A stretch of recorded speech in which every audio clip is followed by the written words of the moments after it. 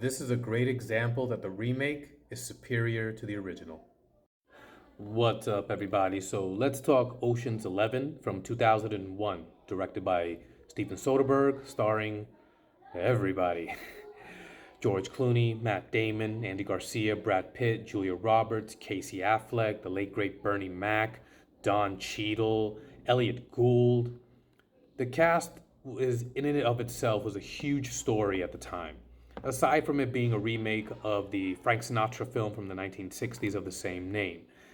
And they were able to do something that I don't remember having been done before, where they get tons of established actors and put them all together for a team up movie. I mean, not too long ago, I talked about The Outsiders.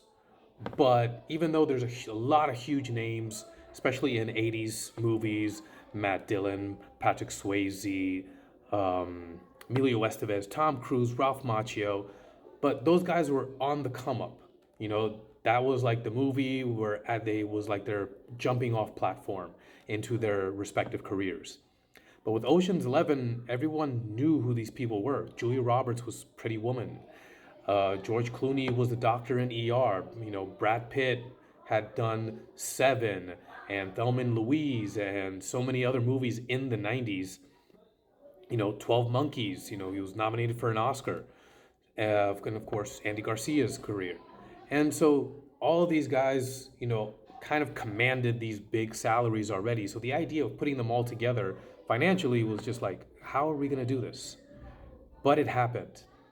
And the fact that it was a remake of a Rat Pack movie, Frank Sinatra, Dean Martin, Sammy Davis Jr., and those guys, kind of was an extra appeal.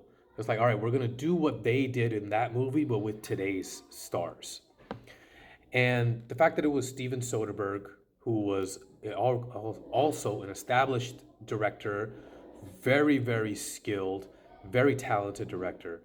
And the way all of this was put together was just really well done and a lot of fun. So the movie follows Danny Ocean, played by George Clooney. He's just gotten out of prison, and he has this plan to assemble all of the guys that he's worked with or has heard about that are very, very competent and well at what they do to pull off the biggest heist in the history of Las Vegas, where at one point the five biggest casinos, for whatever reason, put all of their cash in this one vault, in this one hotel. And that hotel and casino is run by Terry Benedict, played by Andy Garcia.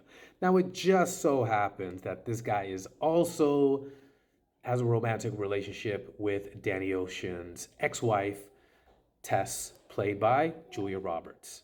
So it's personal and professional. So it's like a 2-for-1, basically, for Danny Ocean.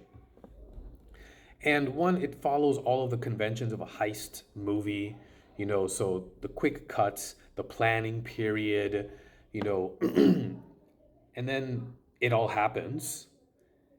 But it's not until a moment after that do you understand all the ins and outs of how all the pieces fit together, you know. And so that's a really great little, aspect of heist movies that I just really enjoy to begin with. It's like you see what you see in front of you, and then you're wondering, well, how did they pull that off? And then the audience is subverted with a bit of a flashback of how everything actually did happen. So it didn't unfold the way you think it did, and here's how it actually happened. And that's always a lot of fun.